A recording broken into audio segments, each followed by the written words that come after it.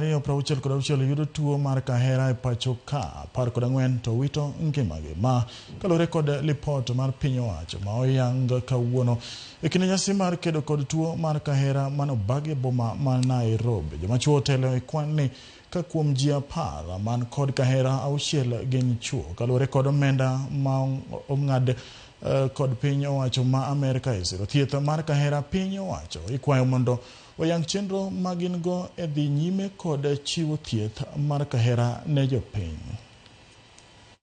According to the WHO Global TB report, the burden of TB was immense, with over 10.6 million individuals falling ill, including an estimated 1.25 million children and adolescents, leading to 1.2 million deaths worldwide.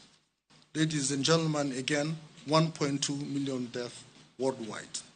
Kenya, like many countries in the WHO African region, continues to experience high TB incidence and mortality and remains one of the top 20 high-burden TB and TB-HIV countries, collectively contributing to 80% of the global incident cases. Nairobi City County accounts for close to 15% of all TB cases in the country.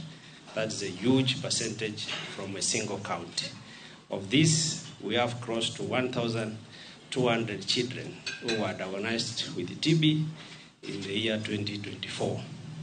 We have also a big space. I know we have not diagnosed enough of these patients. If we put in mechanisms, Nairobi City County alone, I know we'll account close to 30% of our TB cases.